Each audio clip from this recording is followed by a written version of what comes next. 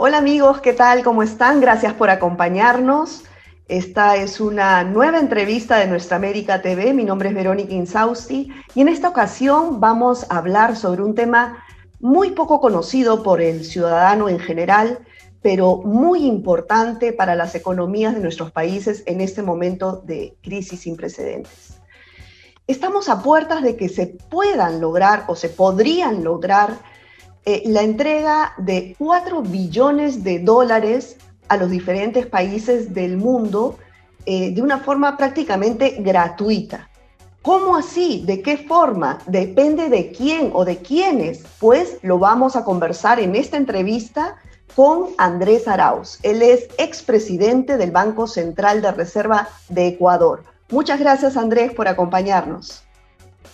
Hola Verónica, muchas gracias por esta invitación y un gusto poder compartir con Nuestra América TV y todos quienes están sintonizados y la podrán ver en las redes.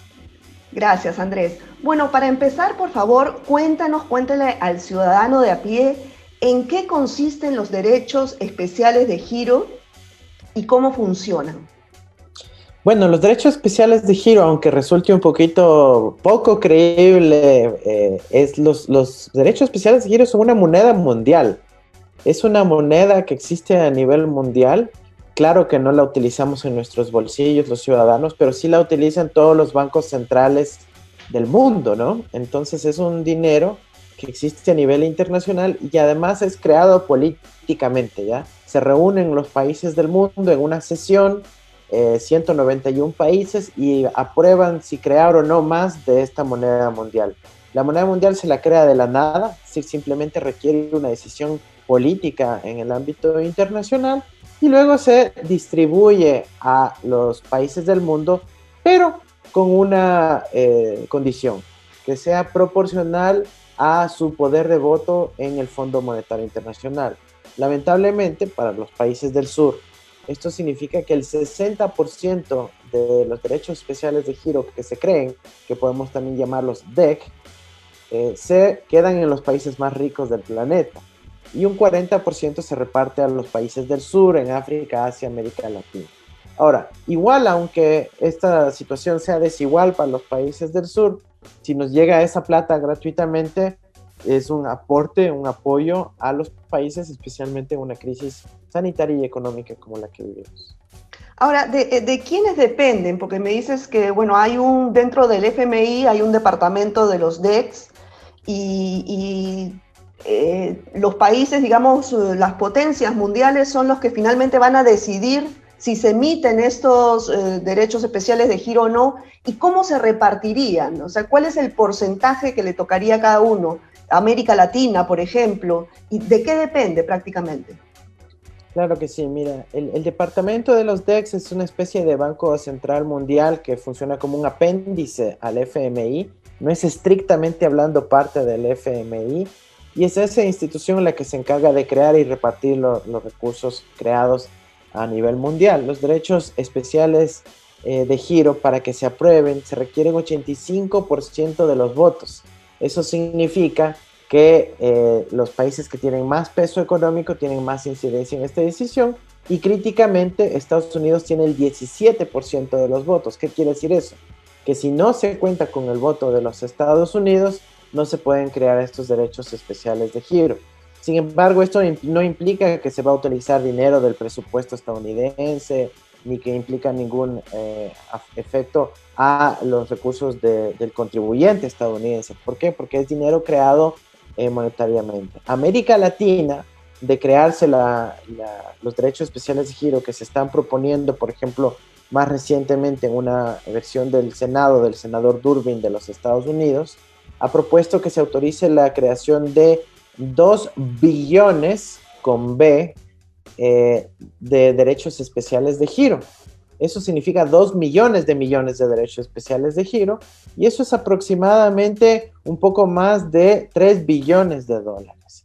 A América Latina, de toda esa proporción de dinero que se ha creado, América Latina y el Caribe recibiría más de 220 mil millones de dólares, que se distribuirían entre los países de la región Obviamente para los países pequeños una cantidad menor y para los países más grandes una cantidad mayor. Por ejemplo, a Perú con esta distribución propuesta por el senador Durbin le entrarían 7.700 millones de dólares. A Ecuador le entrarían 4.000 millones de dólares. A Jamaica le entrarían, por ejemplo, 2.200. Lo que vemos son cantidades importantes que permiten luchar contra la pandemia y la emergencia económica. Ahora, y por ejemplo, en el tema, tú dices que depende de Estados Unidos, pero depende del Congreso de los Estados Unidos, ¿cierto? Eso se tiene que aprobar previamente aquí. ¿Cuál es la situación actual? ¿Por qué el día de ayer, por ejemplo, en la mañana, estaba en agenda ya para verse en el Senado, sin embargo, en la noche lo retiraron? ¿Qué presiones hay internas? Bueno, efectivamente, mira, para que Estados Unidos esté autorizado a votar a favor de la creación de los derechos especiales de giro, tienen que cumplir una ley bastante arcaica de 1968 que obligaba a que sea el Congreso quien autorice ese voto. Por lo tanto, la decisión se traslada al Congreso de Estados Unidos y como tú sabes hay una serie de fuerzas de un lado y del otro que están discutiendo esta cuestión. El día de ayer efectivamente estaba ya en agenda para ser aprobado el día de hoy esta autorización en el marco de un paquete legislativo más amplio, pero al parecer el día de ayer en la noche hubo presiones de sectores conservadores del Partido Republicano que empujaron a que no sea incluido esto en agenda. No sabemos la razón específica, pero podemos especular que puede deberse por un lado a presiones geopolíticas, por otro a esta especie de excepcionalismo estadounidense que dicen primero Estados Unidos y no ayudar al resto de países, a pesar de que no le cuesta nada a Estados Unidos autorizar esta ayuda, ¿no? Pero sí, hay que un poco superar estas posiciones más bien conservadoras, explicar que esto también significa un estímulo para todo el planeta, ¿no? Significa que si todos los países tienen con qué comer, va a haber más actividad económica y no es que se está favoreciendo a uno u otro país en particular. Así que tenemos confianza de que en el mismo Senado y también en la Cámara Baja de Representantes, en las próximas semanas se vuelva a poner el tema en agenda con distintos proyectos de ley que se van a discutir, pero sí necesitamos que la ciudadanía esté enterada, esté activa y que si tienen algún contacto en Estados Unidos a través de las redes transnacionales de migrantes, de nuestros familiares, de la incidencia política, movimientos sociales y partidos políticos aliados en Estados Unidos, tratar de seguir impulsando esto, ¿no? Ahora, si esto, como tú bien dices, no le cuesta a los Estados Unidos, no son dólares, son billetes, digamos, que se pueden emitir, mejor dicho, estos DEX se pueden convertir en moneda local o en divisas extranjeras una vez que lleguen a los países. ¿Cuál es el funcionamiento una vez que se apruebe? En teoría, se aprueba la próxima semana. ¿Cuánto tiempo demora para llegar a cada país el porcentaje que le toca? ¿Y cómo esto se convierte en moneda local o en divisas extranjeras? Bueno, el proceso es sumamente rápido una vez que se da la decisión política, ¿no? Entonces, ¿cómo ocurre esto? Hay sesiones de la Junta de Gobernadores del FMI, que significa básicamente la reunión de los países del mundo, asisten los ministros, en este caso me imagino será la reunión de forma virtual, se convoca, aprueban en la votación y en cuestión de días, este departamento de los DEX del FMI, que por cierto aquí hay que aclarar, en este caso no estamos hablando ni de endeudamiento, ni de condicionalidades, ni de las típicas políticas del Fondo Monetario Internacional. En este caso el rol que asume el FMI es un simple, digamos, un agente que hace la transferencia, nada más, ¿no? La decisión política está en los estados. Y el FMI hace esa distribución extremadamente rápido. En cuestión de 3 o 4 días distribuyen mediante mensajes electrónicos los derechos especiales de giro a cada uno de los países del mundo.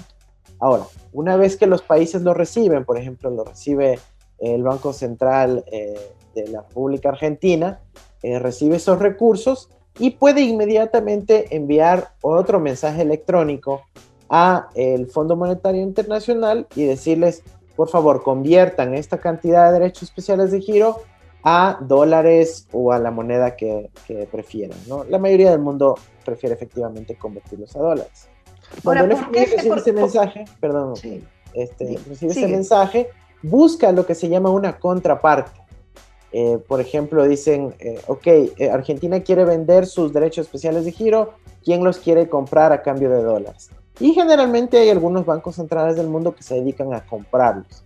Entre ellos, por ejemplo, el Banco de Inglaterra es un gran comprador de derechos especiales de giro, y probablemente se gestione con algún país rico, digamos, esta transacción, y ese dinero ya le llega a la Argentina. Y luego, evidentemente, lo puede utilizar dentro de sus limitaciones de la legislación interna y otras restricciones que puedan tener, pero hasta ahí llega el rol del FMI y del mundo internacional.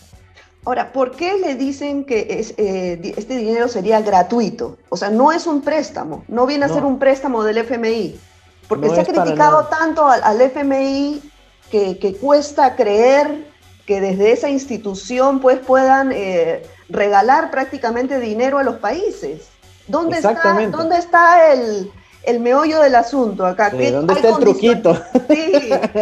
Sí, tiene que haber algo, todavía no lo puedo creer. A ver, cuéntanos cómo es esto. Mira, esa es parte del asunto, ¿no? Que resulta increíble que el derecho especial de giro, que fue creado en 1969, hace tanto tiempo, ha quedado básicamente como una cuestión secreta, guardada, que nadie sabe cómo funciona, que no se ha divulgado su esquema de distribución ni funcionamiento. Entonces, es difícil de creer que realmente en el mundo sí se puede crear dinero de la nada y que puede ser distribuido a los países pobres del planeta y que puede servir no solo para enfrentar a crisis, sino que si es que lo ves con una perspectiva más amplia, puede servir para cumplir con los derechos humanos, garantizar un nivel de vida razonable para todos los seres humanos del planeta. Entonces, el esquema realmente no implica ninguna deuda. Es una repartición de una moneda creada políticamente sin condiciones. El FMI no es que te exige un contrato o un acuerdo para poder recibirlos, ¿no?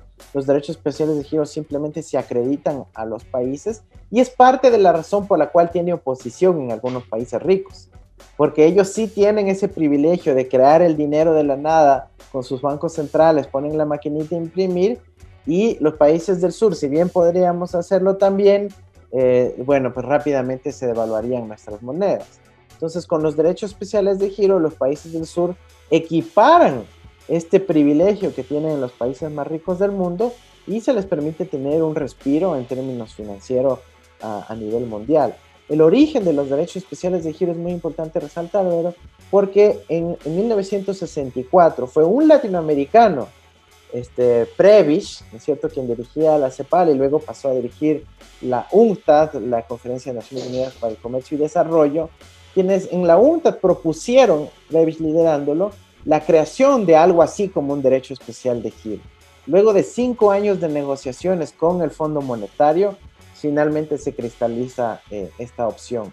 Así que sí, efectivamente, y como es imposible de creerlo, el FMI aquí apenas hace de contador, apenas lleva las transacciones, el dinero es gratuito, no hay condiciones, no hay ningún préstamo, no significa deuda, y lo único que hay que pagar es que si es que se lo convierte a dólares o a euros o a libras o lo que sea, hay que pagar una pequeña comisión anual de menos de la mitad de 1%, ¿ya? Entonces, eso para los países no significa ninguna carga, ¿no? Claro. Ahora, ¿por qué, si es tan maravilloso, no se ha aplicado antes? ¿Esta sería la primera vez que se aplica o ya antes ha habido algún precedente? Sí, claro que hay ¿Algún precedentes. antecedente? ¿Sí? Hay precedentes en los años 70, se emitieron varias veces, pero cantidades muy pequeñas de derechos especiales de giro. En 2009 hubo una emisión de los derechos especiales de giro que contó con el apoyo del gobierno de Obama en ese momento. ¿Por qué? Porque había una crisis financiera internacional. Entonces dijeron, bueno, es una crisis, hay que usar el instrumento disponible, ¿no? Que fueron los DEX en su momento. Entonces hay un precedente relativamente reciente en el año 2009, por ende se puede acelerar el proceso ahora. En el 2009 sí se volvieron un poquito locos porque les tocó buscar archivos de los años 70 para ver cómo lo hacían. pero ya ahora tenemos los documentos frescos y el método relativamente disponible para poder desplegarlo ahora. Ahora, la diferencia con los procesos anteriores es que estamos hablando de una emisión extraordinaria grande, sustancial. ¿Por qué? Porque estamos comparándolo con la crisis que estamos viviendo, que es grande, que es sustancial, nunca antes vista en la historia moderna de la humanidad.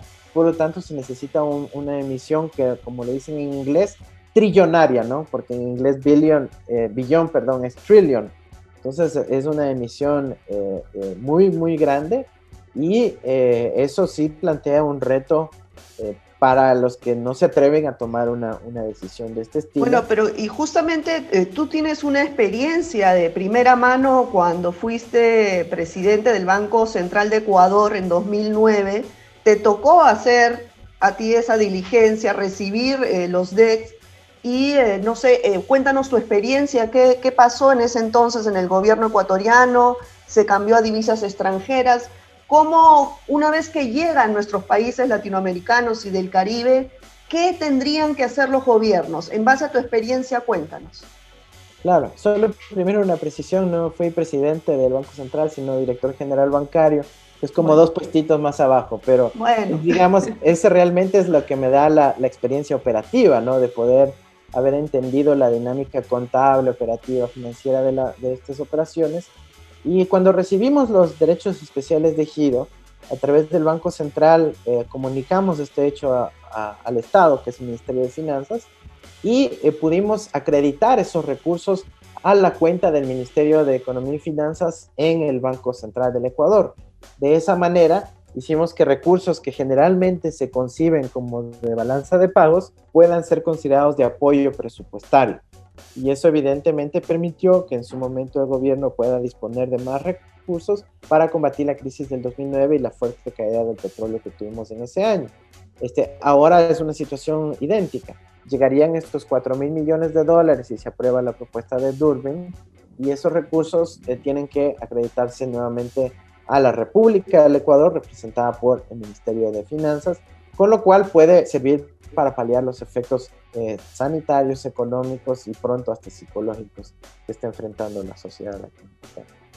Ahora, ¿estos DEC tienen algún tipo de condicionalidad de dónde destinar los recursos y al sector? En este caso, como estamos atravesando la crisis post-pandemia, si solamente el dinero va a ser dirigido al sector público en salud, o el gobierno de turno que le toque recibir estos DECs puede distribuirlo como mejor le parezca. ¿Cómo es este funcionamiento interno?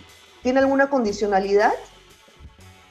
No tienen ninguna condicionalidad. Recordemos que los DECs es una moneda diferente al dólar, ¿no es cierto? Entonces llegan y solo lo pueden usar los bancos centrales. ¿Por qué digo esto? Porque no es que alguien se puede coger y robar los DECs en su bolsillo, ¿no? Eso es imposible de que ocurra porque solo lo pueden utilizar los bancos centrales. Pero luego sí, a nivel internacional, si bien no hay ninguna limitación de cómo se deben utilizar, se pueden utilizar literalmente para cualquier objetivo. Sin embargo, es la legislación interna de cada país, el ordenamiento nacional en finanzas públicas, etcétera, el que definirá cómo se utilicen, ¿no? Entonces, por ejemplo, algunos países lo consideran ayuda internacional, otros países lo consideran recurso presupuestario normal, y en función de eso tienen reglas diferentes de cómo lo utilizan. Ahora, es importante que igual la sociedad vele por la transparencia del uso de estos recursos. Así es. Es una cantidad ingente, pero ya que responda a los procesos internos de cada país y no que venga con ataduras por parte del FMI y todo eso. Creemos que ya debemos superar esas prácticas. Claro, hay un recelo de la población justamente por toda esta década de una clase de política corrupta en muchos países, ¿no? Entonces, ¿qué herramientas podríamos tener desde la sociedad civil para fiscalizar estos recursos que ingresan? Miren, yo creo que hay elementos desde lo macroeconómico hasta lo específico operativo de los recursos. A nivel macroeconómico deberíamos impulsar legislación y normas regulatorias que impidan que apenas lleguen esos recursos vuelvan a salir. Por ejemplo, algunos banqueros están viendo con entusiasmo que llegan los DEX para poder decir con eso pagamos o prepagamos la deuda externa y ese dinero vuelve a salir. Digamos, si bien para algún país esa puede ser una decisión legítima, no creo que termine ayudando a los intereses de los pueblos, sino que nuevamente a los intereses del capital financiero. Entonces, a nivel macroeconómico, creo que es donde hay que poner unos blindajes para que ese dinero sirva para la actividad económica interna, para luchar contra la pandemia, la protección sanitaria, el apoyo económico, etcétera.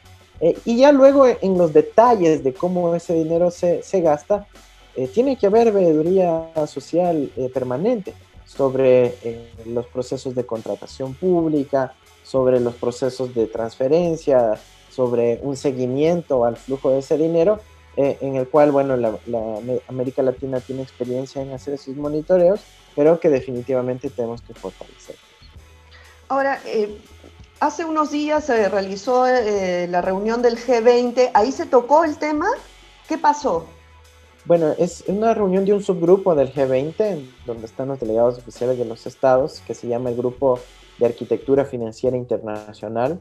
Ahí se discutió la posibilidad de autorizar la emisión de los derechos especiales de giro. No brindan muchos detalles en el comunicado, solo la frase que dice no hubo consenso. Sin embargo, a partir de reportajes periodísticos y filtraciones, se conoce que hay oposición de los Estados Unidos fundamentalmente. Es decir, Estados Unidos una vez más tiene la sartén por el mango. Dependemos de que se apruebe o no en el Congreso. Sí, lamentablemente la estructura de los organismos internacionales monetarios y financieros está armada así desde 1944. Ha sido una lucha de los pueblos y de los países del sur durante décadas de tratar de reformarlo, y es posible que dentro de los próximos década existe una reforma sustancial, pero eso implicará obviamente un cambio geopolítico enorme. Claro, pero ¿y tú no crees que esta crisis por la pandemia ha acelerado este proceso, esta caída del sistema económico y urge una nueva estructura? Sí, esta es una importantísima oportunidad. Yo creo que lamentablemente la crisis nos llegó sin que las condiciones de política interna de los principales actores mundiales la acompañen, a diferencia del 2009, donde, por ejemplo, teníamos liderazgos en América Latina que permitían soñar en algo diferente. Acá no ha habido ninguna propuesta alternativa, más bien se ha profundizado el poder de los capitales y de las élites hegemónicas. Creo que las condiciones son adversas para impulsar algo así, a pesar de que una crisis de estas magnitudes sí debería levantar algo de ruido, de acción, de transformación del sistema internacional. Pero yo sinceramente soy pesimista al respecto. No creo que se va a llevar a cabo, al menos que la crisis termine teniendo implicaciones políticas en los próximos 4 o 5 años que generen las condiciones para hacer un cambio de este estilo. Lamentablemente la tendencia que hemos visto es hacia más represión, más concentración económica, muy poca iniciativa, especialmente en el sur, de transformar las relaciones de poder, y eso se ve reflejado también a nivel internacional. Ahora, tú eres una de las personas que está promoviendo esta información, estos lobbies dentro del Congreso norteamericano para que finalmente se plantee y se pueda aprobar. ¿Cómo ves la situación por dentro? ¿Tú crees que pueda ser viable que se apruebe? Sí, yo le veo viable. Estamos trabajando junto con más de 100 organizaciones sociales, religiosas, de activistas en Estados Unidos, de todo el espectro político, de izquierda, de centro, de derecha, conservadores, progresistas. Realmente hay un casi consenso dentro de los mismos Estados Unidos ya de avanzar en esta dirección, pero ese consenso popular no se refleja en la representación en el Congreso y en la Casa Blanca. Entonces, ahí todavía tenemos unos retos, pero yo confío en que los próximos semanas, meses, se pueda lograr esto, porque hay un equipo dedicado permanentemente a esta labor allá en los Estados Unidos. Por ejemplo, los compañeros del Center for Economic and Policy Research de Washington, Oxfam de Estados Unidos también, y bueno, una serie amplia de aliados, incluyendo Jubileo y grandes aliados que están impulsando. Andrés, quiero transmitirte algunas preguntas que nos están haciendo las personas por el Facebook Live. Por ejemplo, te dicen, ¿esta masiva emisión de DEC debilitaría al dólar como moneda de reserva y comercio mundial? Luego preguntan, ¿los ministerios de Economía van a tener que emitir bonos para que los bancos centrales le pasen los recursos de los DECs? ¿Qué puedes responder al respecto? Ante la primera pregunta, no hay un debilitamiento inmediato del dólar por la creación de los DECs. Si bien va a haber mayor disponibilidad de DECs, recordemos que los países lo suelen cambiar al dólar, es decir, terminan igual prefiriendo el dólar, con lo cual se genera una demanda de esta moneda mundial también, que es el dólar. Entonces, el dólar no sale perjudicado por esta acción, por lo menos no en el corto y mediano plazo. Puede ser que si es que hay emisiones recurrentes de DEC y los países en algún momento deciden, miren, ya no necesito cambiar al dólar, sino me quiero quedar con los DECs, puede haber un impacto, pero eso no es, digamos, previsible en el corto ni en el mediano plazo. Sobre el tema interno de cómo los ministerios de finanzas puedan acceder a estos recursos entregándoles bonos a los bancos centrales, sí, esa es una opción. Eso permitiría que esa liquidez pueda llegar a los ministerios de Hacienda o de Finanzas de los países. Pero otra opción es que los bancos centrales lo transfieran directamente a los ministerios de Finanzas. Recordemos que todo banco central, o por lo menos la mayoría de los bancos centrales que yo conozco, al final de cada año reportan utilidades o ganancias y los transfieren a los ministerios de Finanzas. En este caso lo pueden concebir a esta llegada extraordinaria de derechos especiales de giro como una ganancia extraordinaria y transferirlos también a los ministerios de Finanzas. Entonces, hay varias opciones para hacerlo, no hay ninguna en particular, depende de la legislación interna, pero la opción que ha propuesto la persona que nos ha preguntado en Facebook también es viable. Okay. Bueno, Andrés, se nos acaba el tiempo, pero antes de terminar, quería preguntarte, además de la emisión de los derechos especiales de giro de los DECs, ¿qué otro tema se está viendo en estas reuniones multilaterales? Está también, por ejemplo, la condonación de la deuda de los países pobres. ¿Alguno de los países de América Latina y el Caribe entraría en esta nominación de país pobre o cómo se está viendo ese tema? Bueno, es muy importante que surjan estas iniciativas de condonación de la deuda, de posponer por lo menos el pago de la deuda algunos años. Hemos visto también iniciativas como generar procesos de redistribución interna con impuesto a los más ricos, ¿no es cierto? Impuesto al patrimonio de las élites nacionales, repatriación de los recursos que están en paraísos fiscales o en centros bancarios offshore. Todas esas son opciones importantes e interesantes. Ahora, enfocándonos específicamente en el tema de condonación de la deuda, los organismos internacionales han ido a proponer este aspecto, pero solo para los países más pobres. De América Latina y el Caribe, solo Haití clasifica dentro de ese grupo. Significa que todo el resto de América Latina no recibiría ese beneficio.